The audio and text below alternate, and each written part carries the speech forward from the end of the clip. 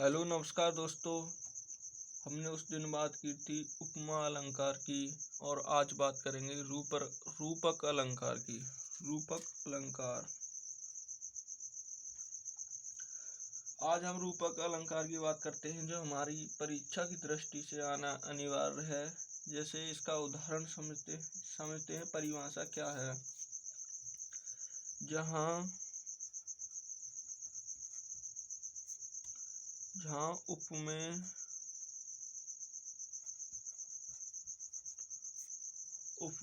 पर उपमान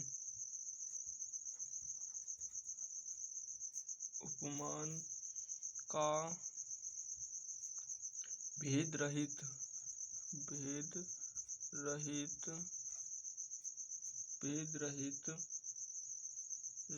आरोप होता है अर्थात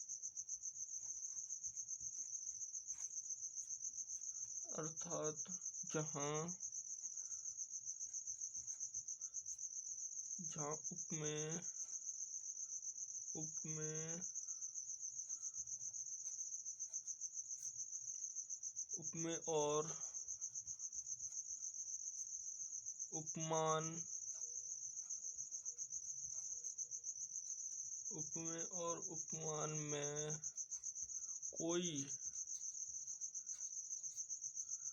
भिन्नता मतलब अलग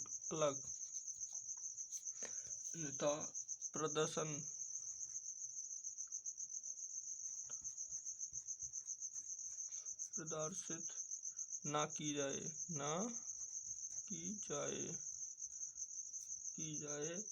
वहाँ रूपक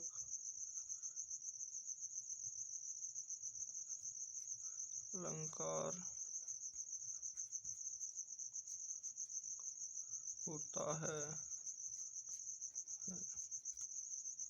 देखिए ये क्या है। इसका मतलब है जहाँ उपमेय पर उपमा का कोई भेद रहित आरोप होता है अर्थात जहाँ उपमेय और उपमान में कोई भिन्नता प्रदर्शन ना की जाए वहाँ रूपक अलंकार होता है। अर्थात इसका मतलब यह है, जैसे एक उदाहरण के तौर पर मैं उदाहरण देकर समझाता हूँ आपको। जैसे उदाहरण चरण कमल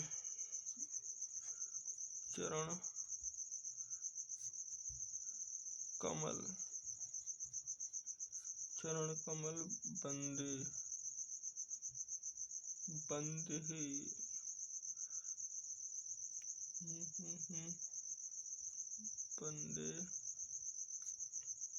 हरिदाई। इसका मतलब है जैसे चरण जो है कमल के समान है अर्थात कमल के समान नहीं कमल ही हैं।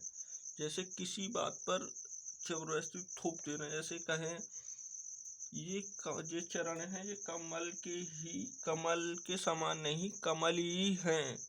जैसे हूबहू दिखाने की कोशिश की जाए। जैसे और उदाहरण के तौर पर समझते हैं। जैसे मियाँ में चंद खिलौना चाहिए, मैया मोए चंद्र खिलौना।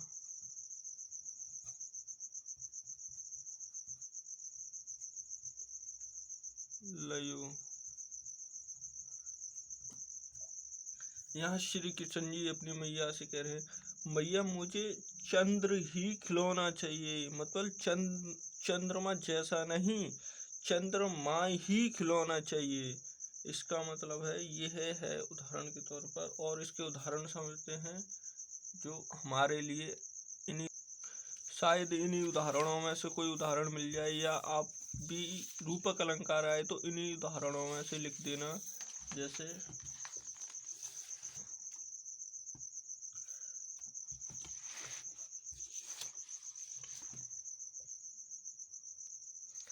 जैसे अगला उदाहरण और डाल के लिखते हैं। नंबर 3 उदाहरण, मन सागर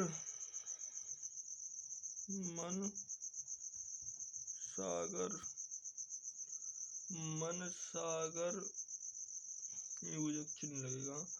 मानसा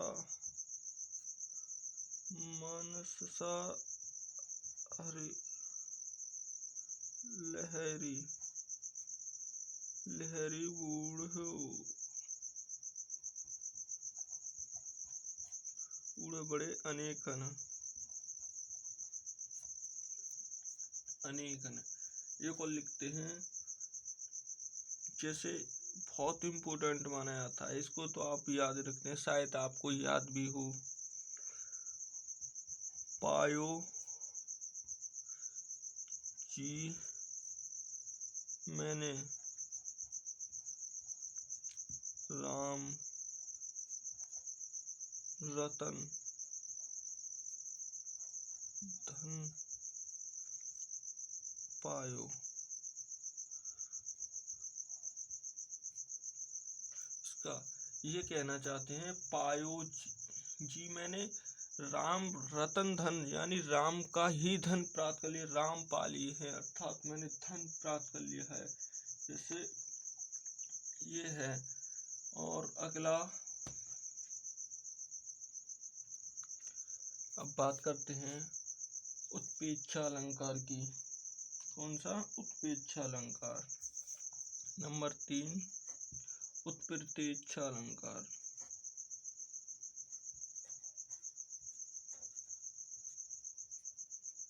उत्प्रेक्षा अलंकार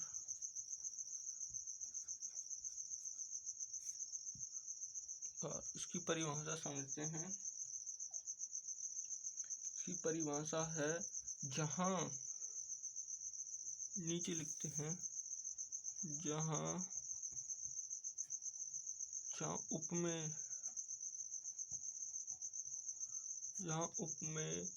में उपमा में की संभावना हो,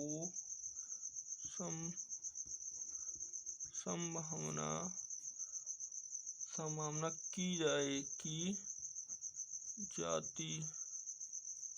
जाती है, वहाँ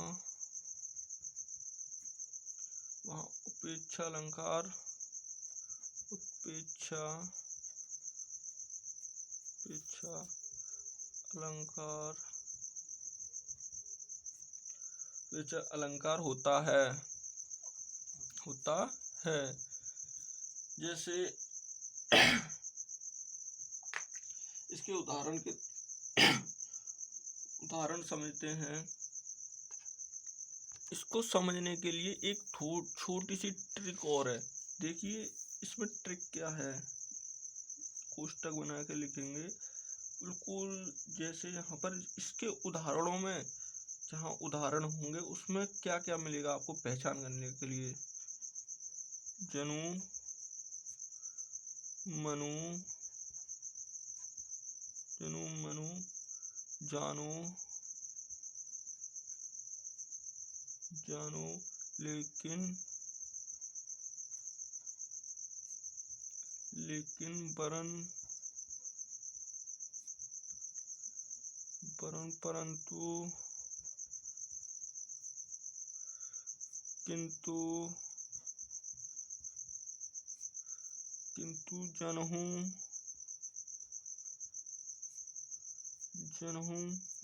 ज्यों मनहूँ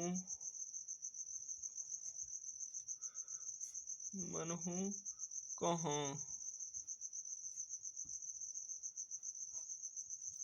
ये हमारे पहचान कर लेंगे, अर्थात ये हमारे उदाहरणों में मिलेंगे। जैसे उदाहरण समझते हैं।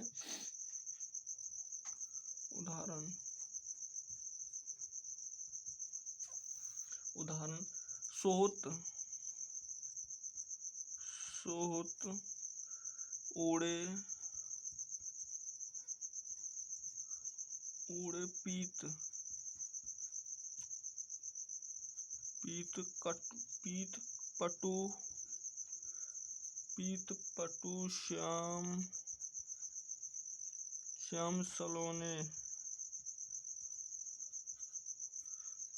सलोने गात मनहुई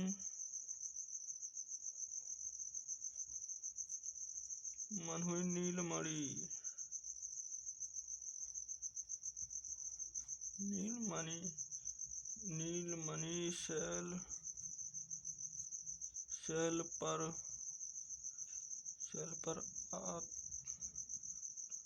आपतु परयु प्रभात मतलब अर्थात इसके कहने का उद्देश्य है सोत ओढ़े पीत यानी पीत पटु पीले वस्त्र, श्याम सलोने यानी पर्वत श्रेणी की नीलमणि पर, अर्थात लगता है जैसे कोई नीलमणि यानी पहाड़ों पर कोई तूफान आ गया हो। इसका उदाहरण का मतलब यह है, जैसे इसमें अलंकार में है क्या, उपेक्षा। जैसे आपके घर वाले आपसे अपेक्षा कर रहे हों कि हमारा बेटा हाई स्कूल में अच्छे नंबरों से पास होगा, यही अपेक्षा जो कहलाती है, इसी अलंकार का उदाहरण है। इसी से अपेक्षा की जाए। जैसे अगला उदाहरण समझते हैं। उदाहरण अगला,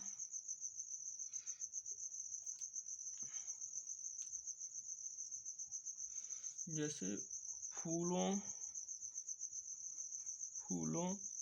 काश सकल मदी छाई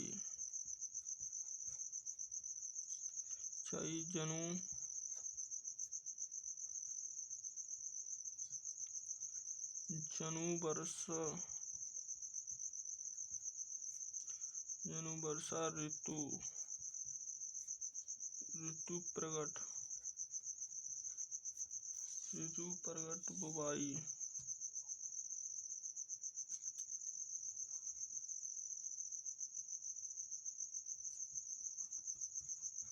बुढ़ाई। अर्थात इसका मतलब ये है, जैसे फूलों का सकल मति छाई जनु बरसो ऋतु प्रगट बुवाई। इसमें देखिए हमने जो उदाहरण ऊपर लिखा है जनु मनु, इसमें ये है देखिए हमारे, जैसे एक तो ये मिल गया समझ लीजिए, और एक जनु ये मिल गया। ये हमारे यहाँ पर हमारे जो उदाहरण है उसमें जो हमारी सरलता को प्रकट करते हैं।